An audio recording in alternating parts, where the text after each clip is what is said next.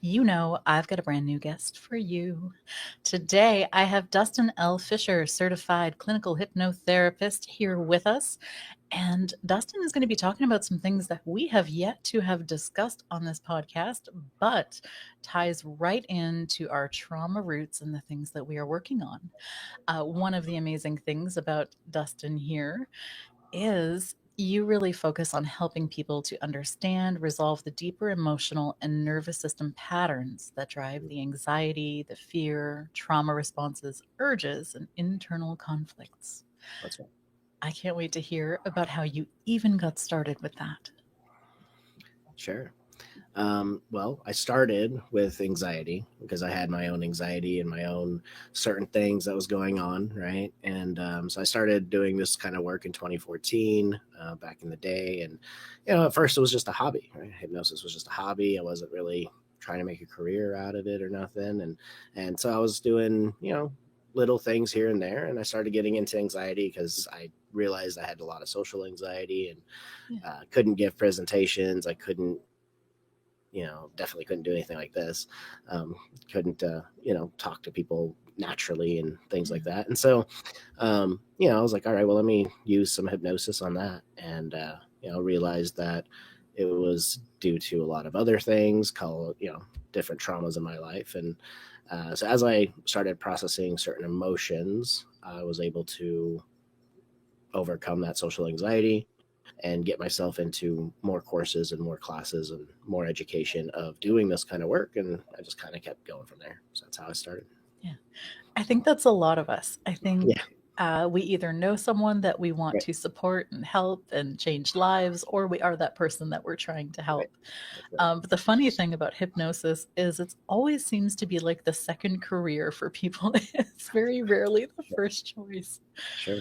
Uh, but you know what? I will say it is the last career most of the time because it is very, very effective. It's super rewarding, very fulfilling, very effective, and I can't even imagine doing anything else at this point. There's nothing else that I'd even want to do. Like, there's something I always say to myself. It's like, well, I was doing this stuff when I was broke, doing it pro bono and just doing it for free, Yeah. and at some point I decided to make a career out of it. So I'd do it when I was broke. I'll do it when I'm rich. I'll do it whenever. So Yeah.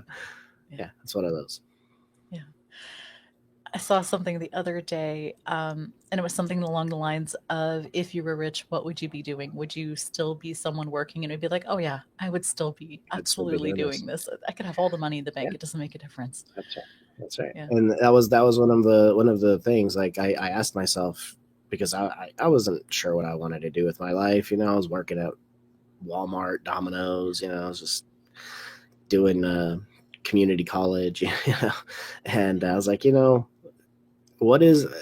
I think what went through my head was I don't want to work for the rest of my life.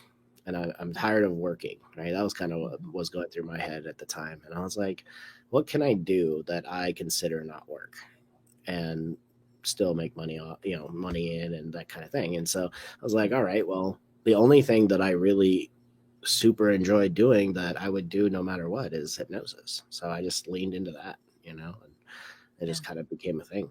So And what a way you've gone with it, because I've had the fortune of seeing you in action. You've actually worked on me before because we've got a common trainer. So we've mhm. got some training similarities. And I've seen the way you work with people, and it's profound. You get really, really powerful results very, very fast. And I want to say that when we did, you recently taught a class. Do you want to name it so that I don't butcher what it was called? Sure. Yeah. We called it the rewriting reality. Mhm. It's a Yeah. class on how to cognitively restructure limiting beliefs. How did you get to that approach? How did you put that together? Because it's masterfully done. I'll appreciate it. That is a combination of a couple different teachings. Like in this work, a lot of things are theory based, and so it comes into practicality at some point because you use it with clients and things like that. But it's a bunch of different theories, right? Like the reticular activating system and understanding how that works, and understanding how beliefs are formed and how cognitive bias works, and just all these different concepts. and just understanding how to reverse engineer it, and and at the same time, I'd be lying if I didn't say it didn't come from other practitioners and other people, Yeah. right? Like there's a lot of, I didn't come up with the RAS, I didn't come up with how beliefs are formed. I just kind of put it in a way to do it, Yeah. um, and so it's not 100% mine in the sense of it's just all my stuff, but it is a combination of different theories and different ideas, and yeah, I think that's, just part of creating anything is we are also an right, amalgamation of all the things that we've learned, right, and for we sure. come through it with a different perspective and a different spin on it. I know that Absolutely. when I go out in the world and practice IEMT, I'm not like any other IEMT Right, practitioner. It's just right, not. exactly. Yeah, and Yeah. and I think that's interesting because I'm like, I don't Mhm. even know if I'm necessarily doing XYZ right compared to what this person was teaching, but it worked Yeah. the way I did it, so I guess that'll work. I've had to pause and ask that Oh yeah, question at for times sure. of, wow, I've really changed from the things that I've learned, but also I'm far more effective than I've ever been Right, before. So is it right. necessarily bad? Well, Yeah. and I think that's important because it has to be yours. Until it's Yeah. yours, it won't flow properly, and you won't have the same energy and the same understanding of it Yeah. until it is completely yours. And when it is, then like not only Yeah. do you do the work better in a way, but it's also feels better because it's yours, right? It's like Yeah. I love the way that I work, and I don't see anybody working the way that I work. And this is, I Mhm. think, how people tend to become trainers too, which I haven't Yeah. done yet, which I do kind of plan on branching into that at some point. But Except you did. well, I did like I did classes Yeah. here and there, but I mean like a full on trainer of Yeah. hypnosis and things like that. I haven't really done that as much, but I have a lot of different ways of doing it that I never see. I don't see people doing it the way that I do it, and I know the way I do it works because I have done Yeah. it for so long. So And still it's hypnosis, but it's very different than hypnosis because the way right. that you took our colleague through that day, this Hmm. challenge that they were working on, the thing that I really loved about it that stood out for me was they didn't have to be someone who had to surrender and go into deep trance. They didn't Sure, have to even have, visual experience. sure, And yet you were still able to take all of the unconscious stuff and bring it to consciousness, and that's where the big healing and the big change right. happens. So it was really cool to witness you guide him through just For sure. masterfully and super fast how he was able to just come to quick realizations of things and make the change. It's Yeah. really cool. Right. Appreciate it. Yeah, it's Yeah. it's a quick process, and and what's cool about it is also it can combine into anything, right? Any modality that you might practice, any modality that you might do yourself, you can just add it in. It's a tool. It's not something that you have to do exactly like I did, but Yeah. it's a tool that works, and yeah, so it's a really quick way, and you can always flesh it out more. You can always sharpen the pencil as sharp as you want it, so to Yeah. speak, in that type of setting. But yeah. So is that something you do currently with the gambling clients that you work with now? So, sometimes I do. That process is a little bit on the back end of what I do now. So I Okay. have, I mean, I've used it hundreds and hundreds of times at this point, but um, what's cool about it is when you understand that process, you can actually turn it all conversational anyway. So it doesn't Yeah. even have to be a tool anymore. If you understand the tool through and through, then it can be all conversational. So it doesn't, it Mhm. kind of, it was one of the tools that actually helped me do more conversational hypnosis in a better way.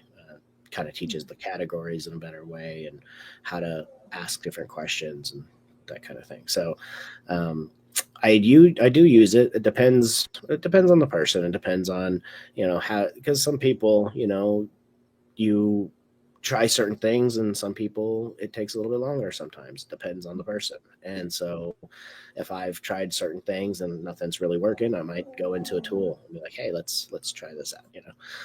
So it just depends on the client, depends on where we're at with the journey, and if I feel like it's helpful, then I'll use it. How did you go from anxiety to trauma now to gambling? Oh, sure.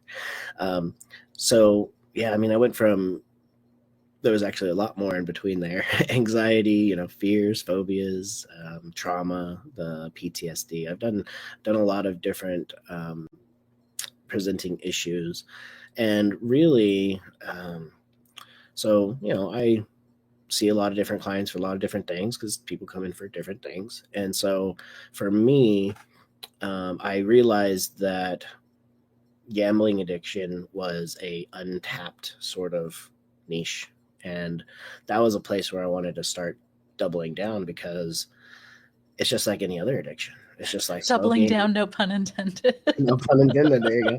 Right.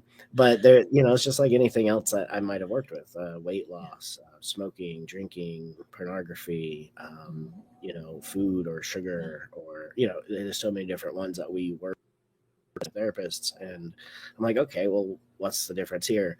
And so I ended up having, first I had a couple traders, right? It's like stock traders. And I was like, okay. And I was able to help them stop with the impulse buying, or the impulse, selling and buying. And that was a big Wow. one.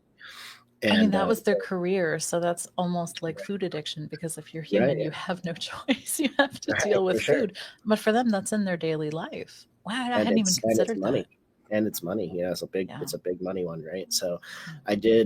I helped, maybe half a dozen people in that. And then I was like, okay. And then I had a gambler come in, and this gambler, she was kind of the one who set off the whole idea for me, because trading was one thing, Yeah. but gambling was another. And I was like, okay, so, Yeah. this person came in, and she's allowed me to talk about this a bit because I have it on my channel as well and stuff like that. But essentially, I'll give you a little story here. Yeah. She was seeing a psychologist for about 2 years, and she was seeing a counselor for about 8 months, trying to solve her gambling addiction. She was in her 60s, and she's been gambling since she was 21. And she was a multimillionaire, and she had been gambling lots of money, right? Lots of money away. And she comes in, and one of the first things she was telling me was, I don't really care about losing all the money, but I can't keep it up forever either. She's like, on a long enough timeline, I'll be broke too. And so she really wanted to get out of the gambling addiction. And what's sent her to me was she had just had a really bad loss, right? So she was on a cruise, and I talk about this on a to how the cruise ships are actually probably the worst place you could go to gamble, because you're trapped on that cruise, you can't leave, right? And they place that casino right in the middle of everything. And anyway, it's a whole thing. But Yeah. essentially, she had $100,000 this one night. I'm sorry, she had 70,000. I apologize. She had $70,000. She lost $70,000. She put $5,000 more in. She got a jackpot. She got $100,000, and she did the whole $100,000. Lost the whole thing in one night. So she lost 170,000 plus in one night. 175. Yeah, 170,000 plus, right? And Yeah. and she still had 3 more days on the cruise.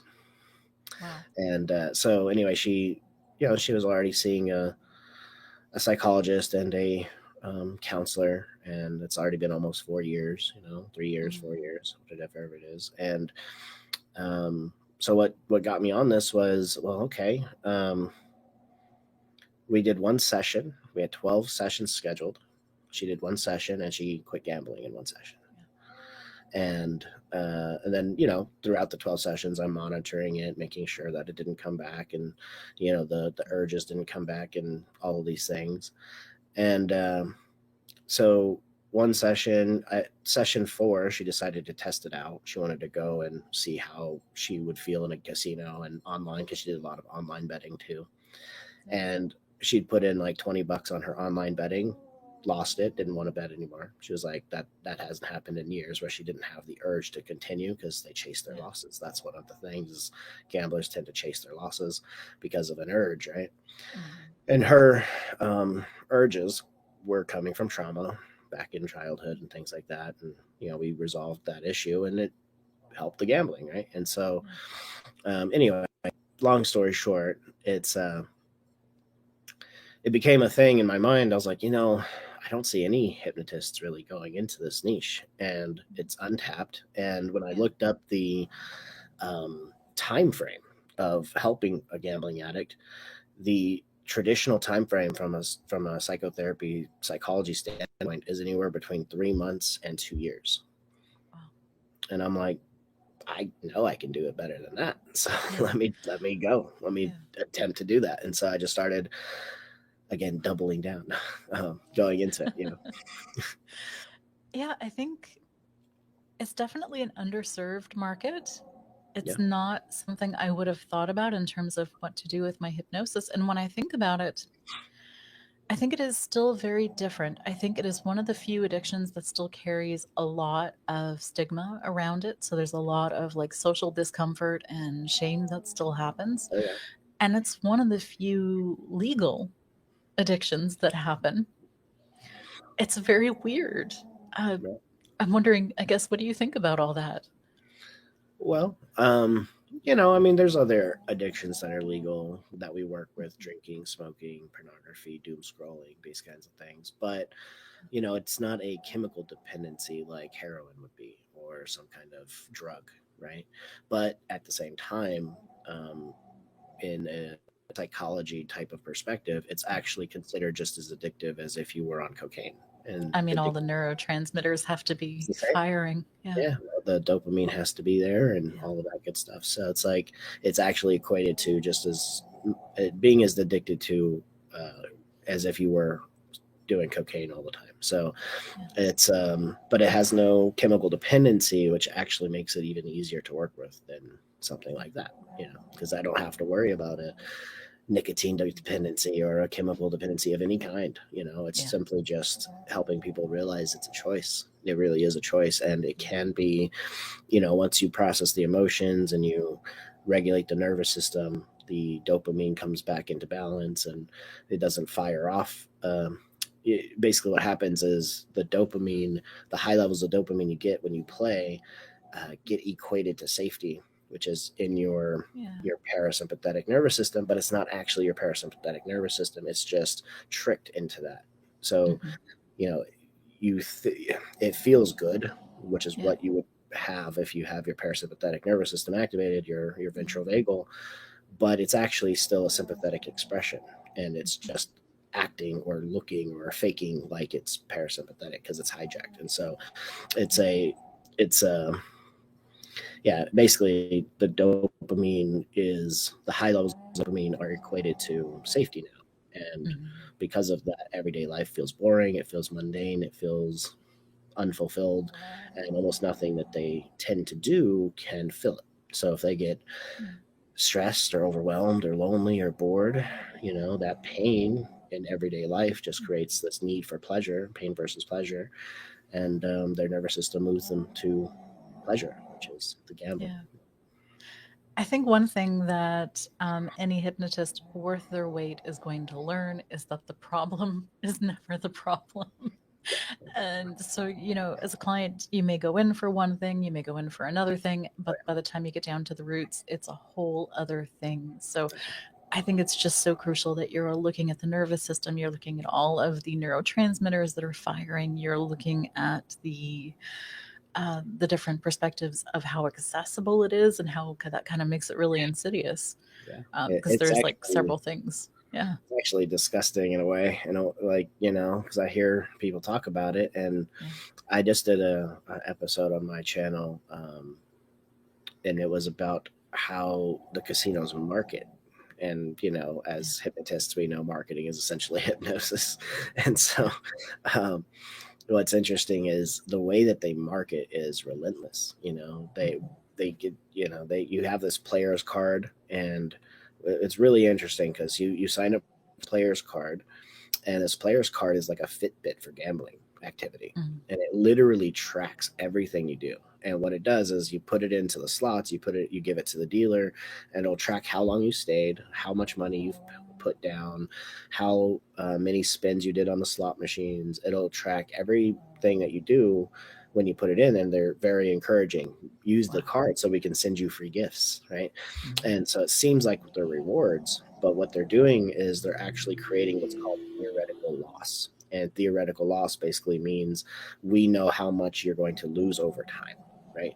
So the gifts that they give, the free cookware sets or crock pots or all these things, lower rooms, $40 a night or free rooms or whatever it is that they're giving, Mhm. it's a percentage based off your theoretical loss. So over a year span, if they believe that based off how often you come and how much you spend and how much you lose, if they believe that they're going to win $10,000 from you that year, they have no problem giving you $50 of a free Right. gift because that's going to entice you to come in. And then, so that's how they do that. Oof. And it's They're really just bad. baiting that hook. That's awful. It's really bad. It's really bad. So, and it's relentless. So when you sign up for the player's card, now they have your address and they just send you mailer after mailer after mailer.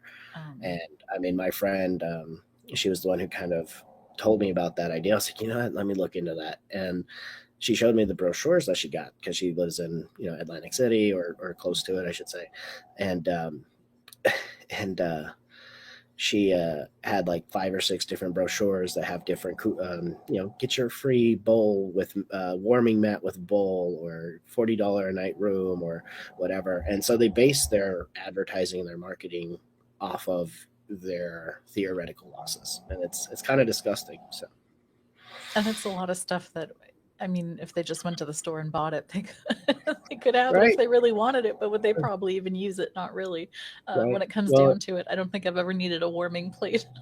right. But it's like, well, but it's Yeah. free, it's free. And so now I can get something free and go, and but that's how they get you because now you're in there and all your dopamine is spiking, and obviously you want to be back in that state because who doesn't want to have Yeah. fun and feel good, right? And then now you're Yeah. gambling when you didn't even want to gamble. So There's a lot of really weird social dynamics when it comes to gambling because mm. I know there are a lot of people who like to bet and play off each other, and it kind of becomes like a competition, a camaraderie. And Oh, then there are sure, others of who do it in course. utter secrecy. Their loved ones don't even know because Oh huge yeah. social shame. Can you touch on some of that? Sure. Yeah. Yeah, that's a big one.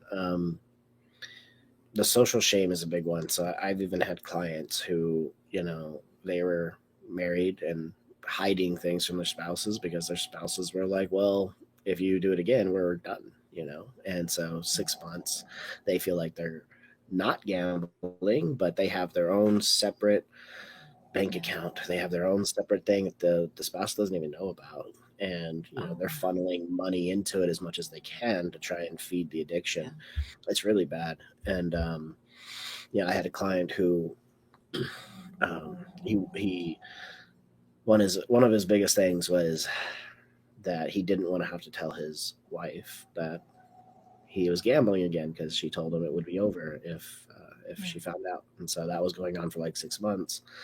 And yeah, anyway, he was able to get out of that. So Oh, that's tough you know, because it's, then yeah, there's betrayal trauma for the spouse potentially, but then also self betrayal. Oh man, I did it oh, it's again. always self betrayal. Yeah, self betrayal is Yeah. big. It's a big one because just like with any addiction, you don't logically want to do it, right? Yeah. It's just emotionally you do. And it's the emotion. That's why we have to process the emotions behind whatever it is, because logically you don't really want to do the addiction. It's not good for you. It's draining your bank account. It's making you break promises to yourself and your spouse and all these different things. But people have so much pain in the emotional perspective, we'll say, that eventually gets too much and they have to move out of that pain and towards pleasure. Their nervous system will make them, right? You have to move Yeah. because your nervous system doesn't want to be in a sympathetic fight, flight, freeze, fawn, or shutdown type of state. It doesn't want to be there. Yeah. Yeah, that's a really hard place to live because I mean if your system's always jacked, there's no way you're doing anything creative that you really want to be doing. You can't even focus on That's right. tomorrow or any of the goals. That's right. Yeah. So if you're in a sympathetic or a dorsal vagal nervous system state, at some point it's going to move you away and Yeah. it's going to make you do the addiction because the addiction, and this is for any addiction, but you know it's an attempted solution to the problem. It's not actually the problem. It's like Yeah. drinkers, alcoholics for example, who want to quit, they don't want to just it's not that they're wanting to drink. It's that that's the attempted solution to whatever the real Yeah, problem is. And same with the gambling or yeah, the smoking or the porn or whatever. So that's right. it's always the same thing. It's always the attempted solution to whatever the real issue is, and so we do have to figure out what that is, right? And Mhm. so that's another thing. You don't always have to figure out why it's there, right? Like a phobia. Yeah. Like phobias are 9 times out of 10 associative learned, which means that you're in a suggestible state, a hypnotic state, and Yeah. you're you see something on TV, or you hear a story, or you hear someone say something, or you watch it happen in front of you. And I'm laughing because I'm biased as hell. Do you do past life regression? um, I mean, I can, but I think We'll talk about that sometimes. sure, I had a lifelong phobia of snakes, and actually, it okay, wasn't a learned thing. It was full right, on past life. I had no instances yeah, of this life issue, so it's crazy, but it can yeah, be weird things sometimes too. sure, sure, Yeah. and so um, it depends, right? But like I said, 9 times out of 10, what I've run into is it's something that you saw or read or whatever, and you won't know what that is. And so it doesn't matter sometimes if you have the exact Yeah. reason. It's still a nervous system issue, and it's still an emotional issue. And so if you know how to work at that level, then you can work with most things. So The other thing that's wild is it doesn't even have to have happened to us. We could see it right, happen to right, someone else, and that oh yeah, is enough as well. that's right. We're incredibly complex when it comes down to it that way. Uh-huh. You spoke a little bit about the RAS. Not all of my audience are hypnotherapists or Oh sure, coaches. Some of them are, but sure. most of them are people just wanting to better their lives, heal trauma, and become empowered. So if you want to deepen into that, I think that'd be cool. Sure. So the RAS, the reticular activating system, it's somewhere in your back of your brainstem back here, and basically, what it does is it proves your beliefs, it proves your reality to yourself.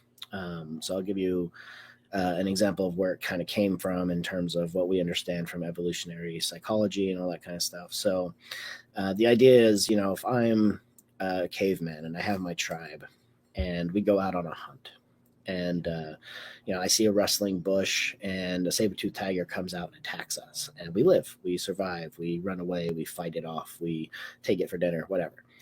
Then we go back out on a hunt, and I see a rustling bush, and a saber-toothed tiger comes out, or a wolf, or whatever, and then we run away, we fight it off, we kill it, whatever. And we do this 3, 4, 5, 6, 10 times.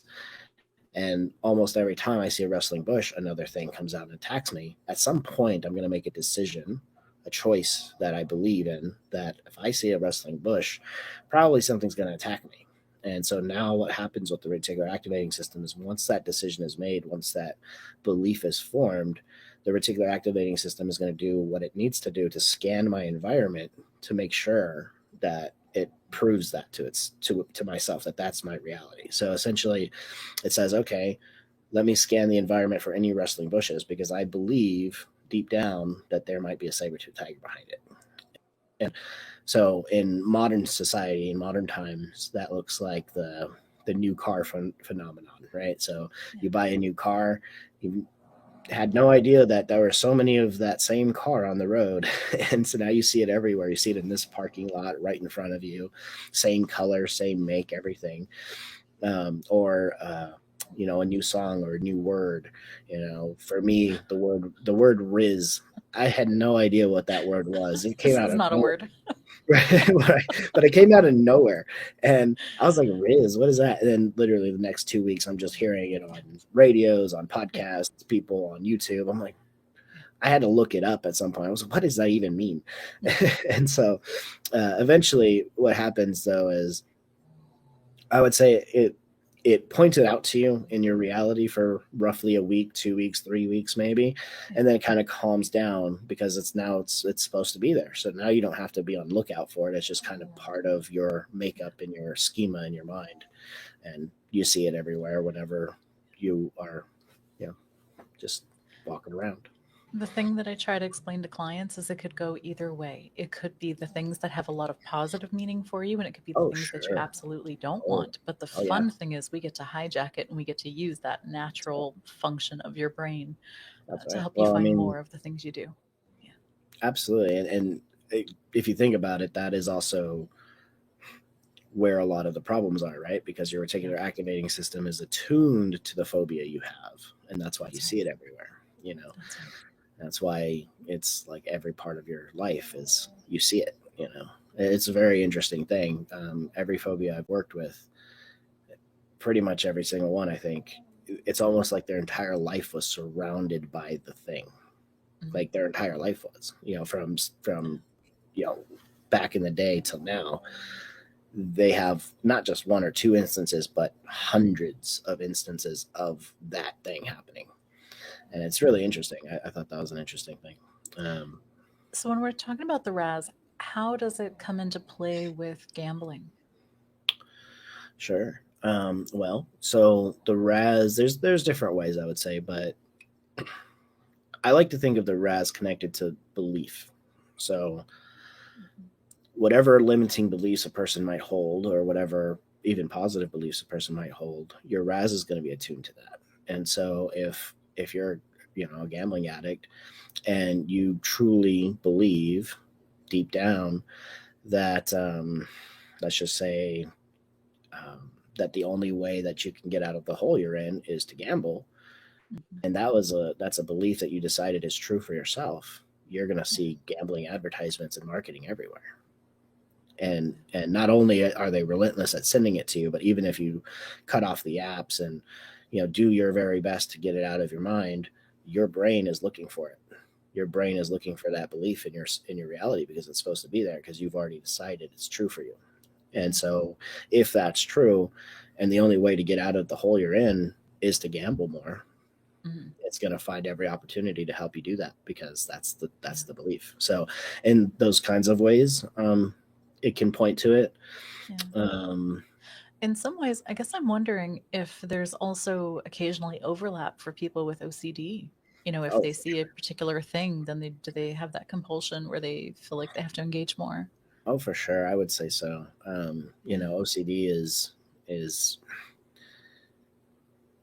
it's basically exactly that. Mhm. It's literally, I see it everywhere. I can't look Yeah. away. I can't, I have to do it. It's more, it's even, Mhm. because it's a compulsion, it's even more so. It's like, Mhm. not only am I seeing it, but I have to act on it. Yeah. So if you have OCD and gambling addiction, and you're going to be Mhm. acting on it even more so than just, the discipline, the willpower that could be helping you out to stop yourself a little bit, Yeah. might be less than, because of the OCD. So for sure. What I find really wild is you were talking about that client that you helped. You had scheduled 12 sessions, but she Uh, had it pretty much nicked after one. mhm. And I think if more people knew that they knew that it could be and and really that's what's straightforward. interesting. Yeah, and that's what's interesting, right? Because it's like, you know, not to knock different approaches or anything, but um,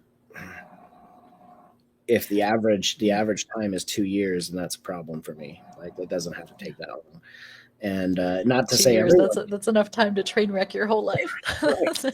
We can Even torpedo three, that fast, yeah. even three Uh, months. 3 months is a yeah. long time for something like this too. 3 months to 2 years is the average. I was like, "Ah, I don't know about that. Mm, That's something I know I can get done faster and help people with faster.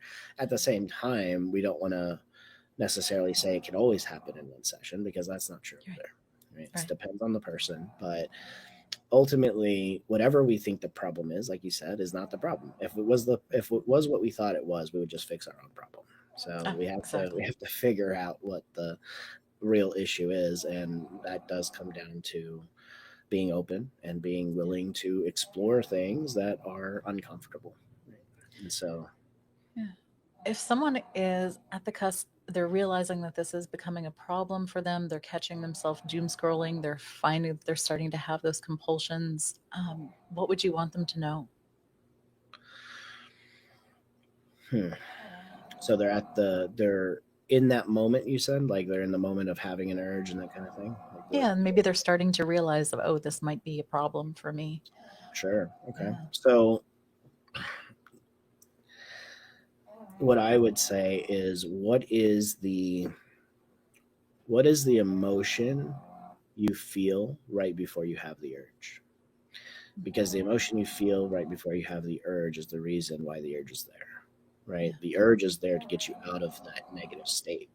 The urge is to propel you to do the thing that's an attempted solution, right? Mhm. It's a, um, when you think about cravings and Mhm. urges, they are positive thoughts about the thing. You don't have Mhm. cravings for negative things that you don't like. You have cravings for things that you do like, you do want, and that feel good. Yeah. And so the craving, the urge, is the way to get you out of the emotion you don't want to be in. So, what is that emotion and how come it's Mhm. there? That's what I would want Yeah. a person to reflect on. I'm curious, how would you know if it's possibly an emotional flashback? Because I'm thinking about all of the PTSD clients I usually work with, and usually I see that a lot. So I'm wondering, I don't do addiction Mhm. very, very often. Like if someone really asks me they're in a bad spot, I will do my best, and Sure, it's usually enough, but it's not sure. something that I specialize in. So I'm wondering, um, how could they make that discernment? Or I guess most people don't have to make that discernment, but I'm curious about it. So, well, let me ask you, what do you mean? Can you clarify like the Yeah, PTSD flashback? Because, I'm you saying know, emotional flashback. oh, Are they? I think for some people they might be on the cusp of like a shame spiral, and then they will want to do oh, something for to sure. alleviate that pain. Oh, right. That's right. Yeah. Yeah. So, yeah, that's exactly it. So it's like, it depends on how come that feeling is there. Sometimes the feeling is there that they're trying to escape simply because they have been going through a rough day that day, right? And so that Okay. feeling might be there. But sometimes, like in the case that I was mentioning before with the gambler on the cruise, hers went all the way back to childhood. And that was really where the root was what happened to her in childhood. It's not always childhood trauma, though. Sometimes Mhm. it's 6 months prior to their gambling problem. Sometimes it's not, right? And so the feeling, though, is always going to be attached to a belief. Yeah. And so one way you can kind of start to understand how to get to what the real root issue is, or one of them anyway, because there's different. I think this is something that gets misconstrued in this kind of work too. Is I think of it more like a tree, and there's a lot of different roots in a tree, and some of them are stronger than others. And Yeah. so sometimes it's not just one clear root issue. Sometimes there's Mhm. several bunches Oh of yeah. things that need to be kind Yeah. of worked through, right? It's not just, and that's Mhm. also why sessions can take so long sometimes Yeah. because there's And that's different why I things. don't do addictions because more Sure. often than not, it is layered stuff like Right. that. And Absolutely. So, people who don't or haven't done hypnosis, sometimes they like to think it's a one and done because there are lots of success stories where, yeah, a 2 hour session was enough to help my spouse break free of, right. tobacco. A 2 hour session was enough to help someone who was binge drinking previously. But that's not always going to be the case. Right. And it just And depends it on what they have layered in. That's correct. That's correct. It can Yeah, be. It can be the case, but it that's can right. also not be. So it is dependent on the person always. And but to get back to what you were saying, um, one way to understand it is like, okay, so let's say the emotion underneath the urge was shame. Yeah. Okay, what would I have to believe is true to feel a Mhm. sense of shame in this moment right now? Yeah. And wherever that belief is, that can bring you back to childhood. It can bring you back to 6 months ago. It could bring you back, so that's a really quick way to understand what limiting belief Yeah. might be tied to that emotion underneath the urge. Mhm. And then it's about processing that, reflecting on it, understanding it, all these different things that we can do with Yeah. that idea, cognitively restructure it, whatever we want to do. Um, Yeah. but yeah, that's what I would say. So the emotion underneath the urge is the signal, right? So this is Yeah. another thing, especially with the work that I do, emotional processing, nervous system regulation. I hear a lot of practitioners think of the emotion as the problem. I do not. Mhm. I don't think the emotion is the problem. I think the emotion is the signal to the problem. Yeah. The emotion tells you what nervous system state you're in, Yeah. right? It's not the problem. It is the middle. It is the middle link to the problem, right? So we have a thought, a feeling, and then the nervous system. Every problem, in my opinion, has those three components no matter what. Mhm. You have a what you think about it, how you feel about it, and your nervous system state related to it. Yeah. And so the emotion is directly linked to your nervous system. Every emotion is directly linked to your nervous system. And so if the emotion underneath the urge is shame, shame is connected to flight, is connected to a flight response. And so what might you have to believe in this moment is true in order to feel a sense of shame? What you'll find is, generally speaking, whatever that belief is would be connected to a flight response too, Mhm. generally speaking. And Hmm. so there's different ways you can think of it, but that's I the don't know idea. that I'd made that connection for myself. Thank you. I Mhm. like that. Um, see, that's your next class. Yeah, like the experience that they had that kind of started bringing on a shame like that, Mhm. it almost like No, well, just the way that the nervous system connects to various emotions, because I hadn't thought about shame as being flight mode. Because I guess for me, when I've had complex PTSD in the past and I've experienced shame spirals, worst thing I've ever experienced in my life. Never want to do, don't recommend, don't get the t shirt, not worth Mhm, it. mhm. For me, it was really collapse. Like I would go into a full on Sure, collapse state, and that was really tough to break out. for sure. Yeah, so that's It's another thing, interesting that right? they could Well, be wired that way. right, and so when I say flight response, your sympathetic nervous system is your first line of defense, fight flight. Yeah. So you know, anger is a fight response, Hmm. irritation, agitation, frustration, those are Yeah. fight responses, fear and anxiety are fight responses. But when there's nothing to fight, it turns into flight. And so Hmm. fear and anxiety turn into something to fight back on. Yeah. And then, then you have other things in flight: depression, sadness, guilt, Hmm. shame, guilt, grief, right? These are flight responses, but they can turn into freeze and shut down Yeah. responses if they're severe enough. So it's Yeah. the severity of it that creates That it. makes sense. Yeah. Yeah. Yeah. And Huh. then you have, procrastination, which is like a freeze response. You have people Yeah. pleasing, which is a fawn response. You have Mhm. overwhelm Oh, and I burnout. majored in that one a long time ago. Right. I'm So working on giving it up entirely. right. And so Yeah. they're all linked, but yeah, so you're right. It could be linked to a freeze or a shutdown collapse type of response, Yeah. absolutely. But Mhm. it's coming from flight and then it kind of goes into other responses depending on severity. So if it's Yeah. yeah, depends on how shameful they feel. So I think the big takeaway for people listening today is if you're in the throes of some kind of addiction, whether it's gambling, it's doom scrolling, it's shopping, you name it, it's tied into your nervous system. It's not just the emotions that happen. This is very physiologically oriented as well. And that's definitely something to explore and consider. Yeah, absolutely, right. And that was kind of where I was going, is the emotion isn't the problem. The shame isn't actually the problem. It's the Mhm. signal to the problem. The signal tells you what nervous system state you might be in, and we have to regulate the nervous system in that sense of around whatever the problem is, and then your emotions process. And you can do that through emotional process. So you Yeah. process the emotion, you regulate the nervous system, and then now when you think about the thing, what happens is you don't feel that sense of shame, so your nervous system doesn't have to protect you from it. Yeah. That's basically how it So you've also written a book, The Easy Way to Quit Gambling, Exposing the Illusions That Keep You Hooked and How to Break Free for Good. That's right. Yeah, let's see it. This one right here. Yeah. So the easy way to quit gambling. It's on Amazon. Exposing the illusions that keep you hooked and how to break free for good. It's on Amazon, and it is designed essentially to help you become your own therapist, to help you get out of gambling addiction automatically. So one of the things to understand is, especially with this, because there is no chemical dependency, one of the biggest things to understand and take away is we only ever do what we want to do, period. We only ever do what we want to do. And the only reason a person still gambles is because it serves them. And so the book is all about exposing all of the illusions that people think that they're getting from gambling, the relief, the escape, the hope, all of the feelings that they feel like they're getting when they go gamble. Those are Yeah. all just illusions. They're actually not real. They're hijacked parasympathetic nervous system states that aren't actually real, because you're not,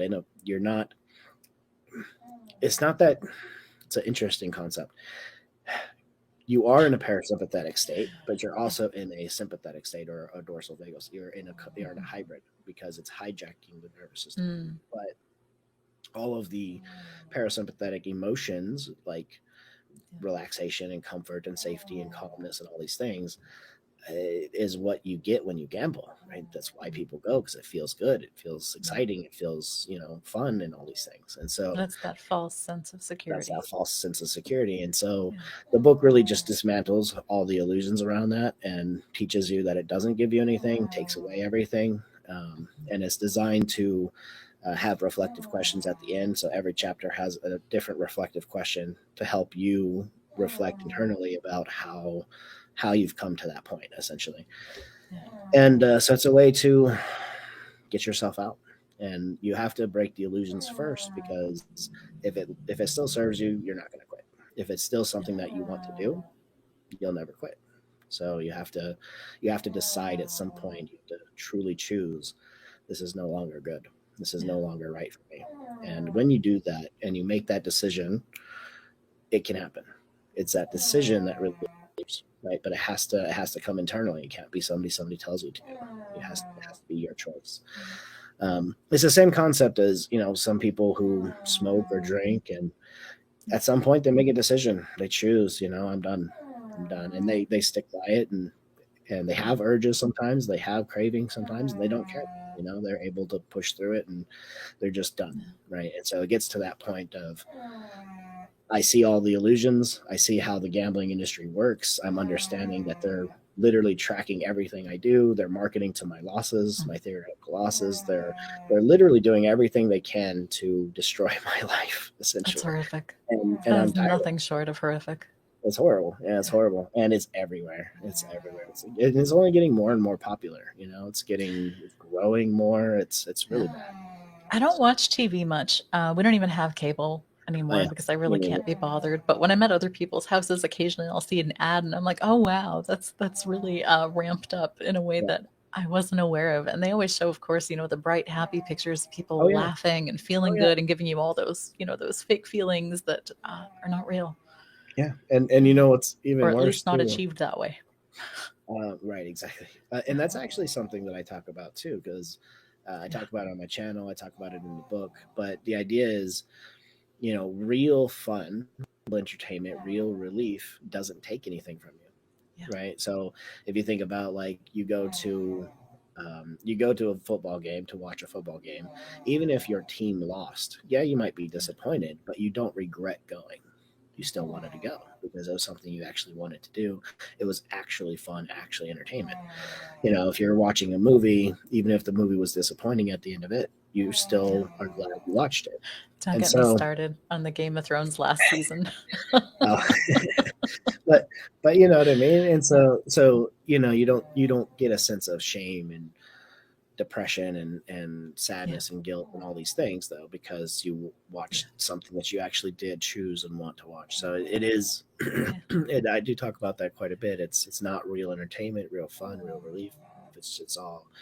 yeah. Another way I like to explain it is, you know, um, if I'm walking around with a pair of shoes on that's two sizes too small, and I do all my errands and I go to work and I do all these things, at the end of the day, I take off my shoes, my feet are going to feel good. It's going to have a lot of relief. There's going to be a lot of comfort there because my shoes are off. But the relief is actually manufactured, fake. I should have never had shoes on that are two sizes too small. And that's exactly Yeah. what it feels like with the gambling too. It's like, well, there's no reason you should have even had the stress that you feel from an everyday position, just going to work, coming home, dealing with the kids, and going to the grocery store and coming back. Because it's not feeling like this high level of dopamine, it feels like stress, and the nervous system doesn't want to feel stress. And so if you do that long enough, it might take a week, it might take two, it might take a month, whatever it is for that person at that time, Mhm. however deep the addiction is. Let's just say it's a week of that. That's more and more stress on the nervous system because it doesn't like that and it Yeah, wants to move, right? So the idea is it's manufactured relief based off stress. And yeah. unfortunately, that's how it works. So And then Uh, it keeps you isolated from your relationships. It keeps you can't go telling everybody about it and say, "Oh, right, I had this really great moment," because it really wasn't a great right. moment. Well, even when they win, right? Like even when you win, and Yeah. like let's say you win your jackpot, and yeah, you can pay off all your debt, but the problem is now most people go back and gamble the rest of it, and then they go back into the same hole that they were in, right? Yeah. And so, and casinos know that. Another thing I like to say is, they don't care how much you win or how much you lose. All they care about is you continue to gamble. They just want you to gamble on a long enough timeline because they know eventually you're going to lose. It doesn't, you know, the amount of money in the industry. They don't care if you win $100,000 on a jackpot. They couldn't care less about it. The other thing I've noticed is they keep going for younger and younger audiences. They're going for kids before they're even out of high school. Yeah, no, I could see that for sure. Like, Yeah. especially with sports betting. Yeah. Sports betting is a big one. Sports betting is huge, and I actually talk about that on my channel as well because sports betting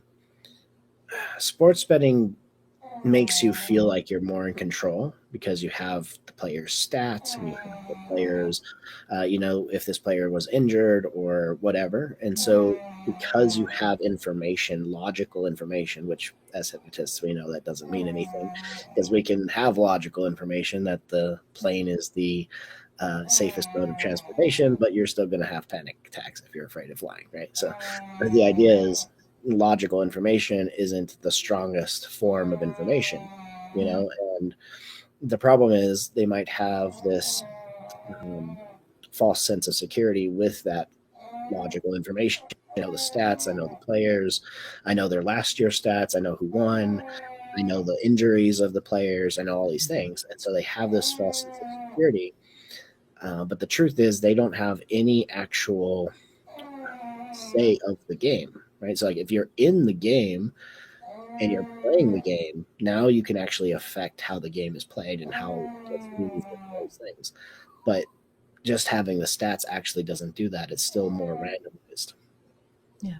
So it just gives a false sense of security. So they think that they're able to bet more and be smarter with their bets. And in a degree they can, but it's not enough to actually consistently be, a winner all the time.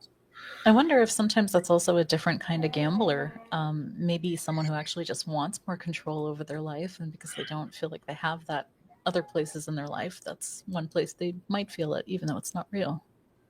Could be. It could be.